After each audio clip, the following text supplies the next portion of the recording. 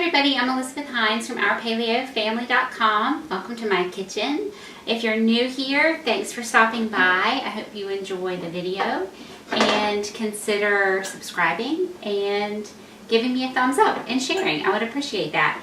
If you are not new here, welcome back to my tried and true subscribers. I really appreciate you taking the time out of your day to watch my video, and I hope it's helpful for you. So welcome.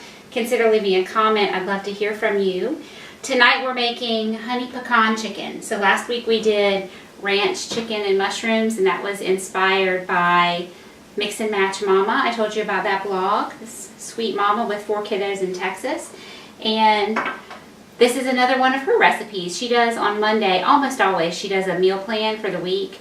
And I said before, her recipes are not paleo. We can't eat many of them as is, but they're very adaptable. In this particular one, honey pecan chicken has chicken, honey, Dijon mustard, salt and pepper, and pecans. So totally paleo. A couple changes I made to her original recipe. I have a mix of pecans and walnuts because I like that. Walnuts have the omega-3s, and we all pretty much need more omega-3s. And I cut way back on her honey. She called for a pound of chicken and 3/4 cup of honey, and I have actually a little over 2 pounds of chicken and a 1/2 cup of honey. And I know that's going to be plenty sweet enough because we don't do a lot of sweets. I kept the mustard the same, 1/2 tablespoon, which is 1.5 teaspoons. And I added, did I say I added some sage? I added a little bit of sage to the salt and pepper. So I just have 2 skillets because I have a lot of chicken. So here's the deal. My kids all of a sudden are eating a ton. And I have a hard time getting them to eat enough protein. They say, can I have it? They're really good. My children are very good. They don't just go to the pantry and eat junk. Although I do see a Cheeto bag in the trash can, so I don't know where that came from. But anywho, they're generally pretty good about asking for a snack. They say, what can I have? And I always say, protein. And they say, okay, can I eat like 1 slice of ham and then have 3 apples? Or more like a bag of chips, you know. So anyway, I really am making some extra chicken here. They're great about eating raw fruits and veggies, so honestly, I don't have to push that. I have to push the protein. So I have about 1.5 pounds of chicken thighs. It's just one of those packages from Costco. If you happen to shop there, you buy the chicken in those little 3 packs. So I have a pack of the boneless, skinless thighs, and then I just had 2 chicken breasts that were skin on, bone in, and I just took the skin off. But I left the bone in because that'll make it cook a little bit more in line with the thighs. They take a little bit longer. And I have ghee in my skillets. Let me turn my oven on. I just realized I had forgotten to turn my oven on, so I just turned that on to 400. So in my little bowl here, because I'm handling chicken, I just wanted to mix up my spices separately. So I'm just going to sprinkle the top side of each of them, and then as I get them in the skillet, I'll sprinkle the other side.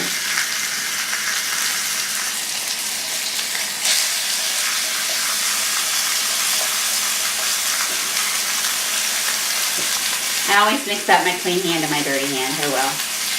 It's okay. It's all going to the same place.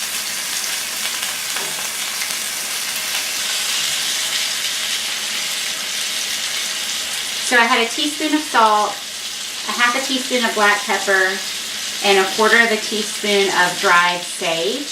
You could use fresh herbs if you have them. Absolutely, that's awesome.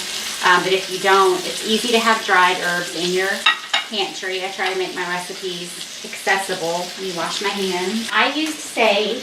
You could leave out the extra herbs altogether. You could use thyme. Rosemary would be great with this. I think Mix and Match Mama in her original, she said to garnish with rosemary. So you could garnish with some fresh herbs, or you could actually use it in your spice mix like I did. And all we're going to do is let our chicken get a little color on it. Then, let me turn this one up. I'll flip them. I have my 1/2 cup of honey, my 1/2 tablespoon of Dijon mustard. You could use any mustard that you like. If you're staying paleo, just check the ingredients. You know, there's sneaky stuff in the craziest places. Mustard should be basically mustard seed and vinegar, some maybe turmeric, something like that. So it should be really basic ingredients. Use good raw honey if you can find it. My broccoli, I'm going to just roast it in the oven. So once I get the chicken all in one skillet, I'll put my broccoli in that other skillet, and it'll have the chicken drippings in there, and that'll taste really good. And that'll help season my broccoli. Once the chicken is brown, we will pour our honey and mustard mixture over the top, sprinkle on the pecans, and then stick it in the oven. So this is a super easy, if you use boneless, skinless chicken breast, it'll cook even faster with the thighs. And the bone-in chicken breast, it should be about 20 to 25 minutes in the oven, but it should be okay to go a little bit longer. The only concern is that potentially your nuts will start to brown too much on top. So if that is happening, just cover your skillet or your pan. If you don't have a cast iron skillet or another skillet that can go in the oven, just once you brown it, transfer to a baking dish. It's no problem. And then you can just, if your nuts start to get too brown before the chicken is done, you can just cover it with foil or the lid that came with your pan. Okay, so while that is browning, I have an announcement and then my question of the week. So my question of the week is self-serving, just like last week. I asked you about essential oils. We were treating my daughter's flu-like symptoms with some essential oils. And, you know, who knows what works, because we did elderberry, we did this oscillatum, something I'm not exactly sure how to pronounce that, a couple of different holistic treatments, but I do think that the essential oils worked. And then I've been diffusing some doTERRA's On Guard, which is an immune-boosting blend of oil, and everybody thinks it smells great, and they like that better than me rubbing it on their feet. So anyway, last week's question was essential oils. This week, my question is tea. So again, very self-serving. I have this tube. It had the old amalgam filling. It cracked. I got a crown. A couple months went by, and now it's killing me. And the dentist is saying, I go to a holistic dentist, but she still said, probably there's a crack in the root or the nerve is dying. You need a root canal. I said, no, I'm not having a root canal. I already have autoimmune disease. Root canals are kind of known for being a way to introduce inflammation in the body. A lot of people end up with an autoimmune disease after a root canal. So I'm not having a root canal. So I'm trying to save my tooth, and I'm doing all sorts of holistic things. And I'm just curious, I'm wondering, have any of you successfully rehabilitated a tooth? Whether it's just you had, or a kid maybe had a cavity coming, and you were able to halt the cavity. That's actually pretty common, I've heard. Or if you had something more serious, like I have with my potentially dying tooth. I would just be encouraged to hear if you've been able to do this successfully. What did you do? Did you use, what did you use? Herbs, whatever. I'd love to know. And my announcement, that was it. That was my question. And my announcement is I'm going to do a YouTube Live, which I didn't even know this was a thing, but I have a couple of the other people I follow have been doing them, and it's really fun if you happen to get on at the right time. So if you are interested in doing a YouTube Live with me, where we can just chat and get to know each other, you can ask me questions. I'll take you on a little tour of my kitchen. My husband's idea was to show you how I have organized my kitchen, which I thought, I'm not sure how helpful that would be because, you know, everybody's kitchen is a different layout. But if you would like to see how I have organized my kitchen, my cupboards, that sort of thing, I'm happy to show you that, show you what I'm looking at when, you know, I'm looking behind the camera. So we can do that. So my question is, what would be a good time? You know, I'm recording right now at dinner prep time because I'm cooking dinner for my family. I don't know when you watch. Do you watch when you're cooking your meal? Are you cooking along with me? That would be fun. Or you know, I see the viewership goes up on the weekends. So I was really thinking to do like a Saturday afternoon and hope that more of you could hang out with me then. So if you would like a live where we could chat and have a preference on time, please leave a comment and let me know, because I would like to see you. I would like to talk to you. Alright, so we're getting some color on there.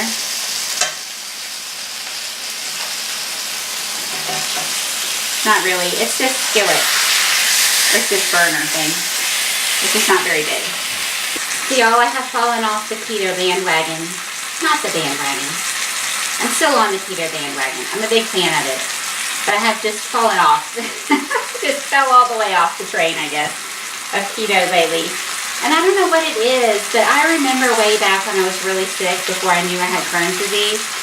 And it hurt so much anytime I ate anything that I ate often not good for me things. And I really think my body was just craving calories. I was really malnourished. And I remember, so the day I went to the hospital, had the emergency surgery that revealed that I have Crohn's disease, I had eaten Doritos. It was the day after my son's birthday, my son's 5th birthday, so I'm sure that's why we had Doritos in the house. But I remember standing at the pantry and thinking, I'm so hungry, and I'm weak, and I need to eat something. Nothing is going to taste good. Everything's going to make me hurt. And I grabbed the Doritos. I think, you know, they're engineered to be super hyper palatable and make you want more. And that is what I had eaten. And so now, like with my mouth hurting so much, I'm wanting pizza and donuts and chocolate and all these foods that, I mean, I like pizza and donuts and chocolate, okay, but I'm usually totally good with my eggs and avocado and salad and all my keto foods. I've really been craving bad stuff, and I have been eating more of it. And I don't feel very good. I don't have energy. I know it's not helping me heal. So I gotta get back on. And I know it. And so my health coach self is telling myself, or asking myself, I guess, what's it gonna take, Elizabeth? What do you need to do to get yourself back on track? And so I have a few little tricks that I do. I'm a visual person. I need a sign. I need something in front of me that says, don't forget, or remember, eat your salad, don't eat the donut, or, you know, whatever it is. I need to have that actual physical reminder. All right, I'm just moving stuff around in my skillet to get everything in the center there, browning. What do you do to remind yourself when you fall off the wagon? What do? Do you give yourself grace? Do you beat yourself up? I hope you give yourself grace, because you know what? Life's too short to not do that. Sometimes we just are having a bad day, a bad moment, a bad week, whatever, and it's okay. And I do think it's good to trust your intuition, and if your body is craving carbs, okay, so I think that's what it has been for me. Keto obviously is low carb. I've been eating really low carb, and I'm craving carbs. So I should not be eating them in the form of donuts and pizza and chocolate, but it's okay to listen to that and say, yeah, I should have some apple, or with the teaspoon, I should have some apple sauce, maybe even a banana, something like that. Listen to your body. I'm getting some color on my chicken. I'm about to have it all in this one skillet. I can get him more on the burner.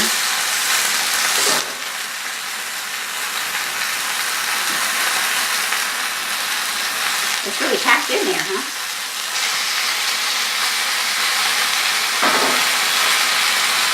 I'm going to just move this one.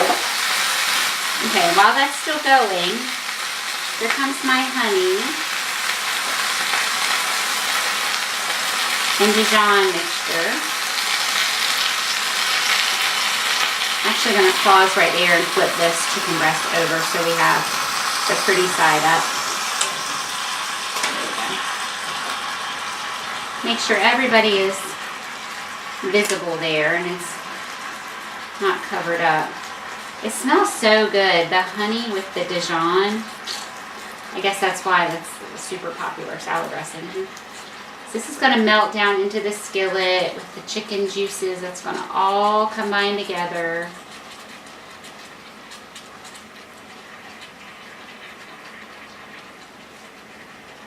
You know what I'm gonna do? Actually, this was not on her recipe, but I'm gonna get this in the oven for about, I'm gonna put this in the oven for about 10 minutes, and then I'm gonna flip it, and then I'm gonna put the nuts on top. So I'm gonna flip that chicken back over so we have the not as pretty side. Put this in the oven, and then I'll put the nuts on.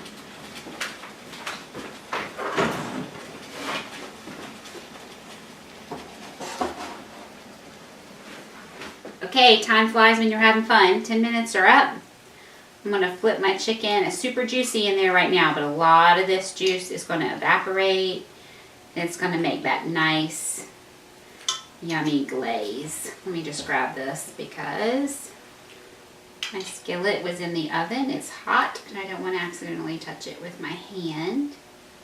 Just flip each piece over. We're sort of basting the chicken, right? Oops. There we go. Tongs would have been probably a good choice.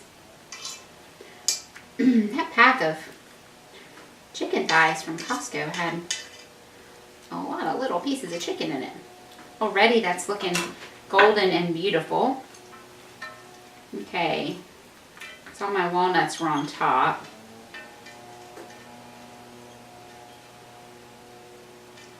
I crushed up my nuts pretty small, mainly because of my sore teeth. There's just a little bit more honey drip down in there. I want to get every bit of that. Okay, and doesn't she look pretty just right now? Okay, back in the oven it goes for about 15 more minutes. Okay, everybody, welcome back. Let's recap. This is our honey pecan chicken. I have 2 of these bone-in skinless chicken breasts, and then I had a package of the Costco boneless skinless chicken thighs. Browned them in the skillet with some salt, pepper, and a little bit of sage. Put them in the oven. Poured the honey Dijon mixture on top. Put them in the oven for 10 minutes. And then I brought them out. I flipped each piece of chicken over. And then I sprinkled with mixture of pecans and walnuts. Put it back in the oven for 15 minutes. I just pulled it out and I tilted my skillet like this. And then I basted my chicken. You could do this anytime throughout the cooking process if you wanted to. I just basted it, stuck it back in the oven for just a minute for that juice to sort of caramelize on top. And it is completely ready at this point. And I want to serve it up and show you this whole meal. I have a couple other things to show you actually.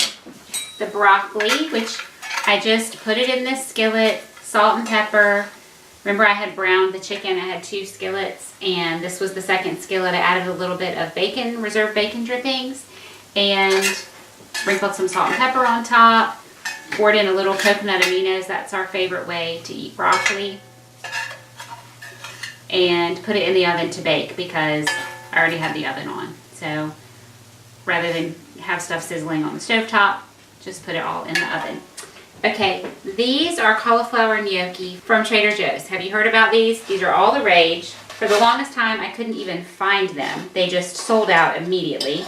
And they have, I guess, gotten wise and decided if they want to sell something, they need to stock it. So they've had more. Gnocchi are those little pillows of yumminess. They're traditionally made with potato and flour. So these cauliflower ones are gluten-free. They are made with cauliflower and primarily cassava flour. I think there's a little bit of, oh, here's the, this is what they look like. They're in the freezer section. Cauliflower, cassava flour, potato starch, extra virgin olive oil, and sea salt. Okay, the potato starch, not great, but it is from a potato. Technically, these would be considered paleo. There's not a bunch of extra stuff in here, and I really love that.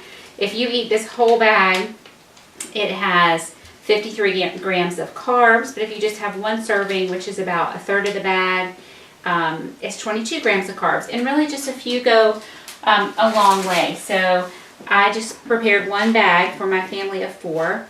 The tricky thing with these is you don't want them to get gooey. You want them to kind of brown. And they're really good if you do them in some ghee or butter. If you can do butter, a little bit of sage, that's really yummy.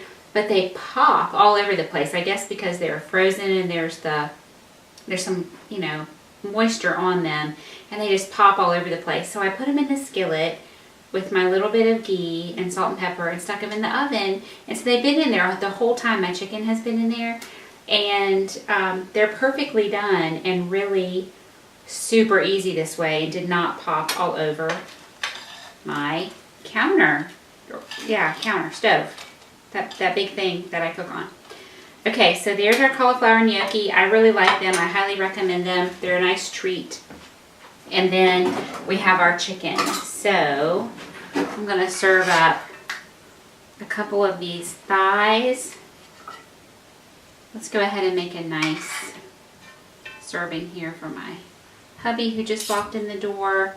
We definitely want to get some extra of that sauce over the top. You could really garnish with some fresh herbs. That would look really pretty. I want to just give it a taste. I'm going to taste the white meat. It's really very well cooked. It's not overcooked, considering that, you know, white meat traditionally cooks faster than dark meat. And I cooked them together. I know the dark meat will be great because it really tolerates a longer cooking time.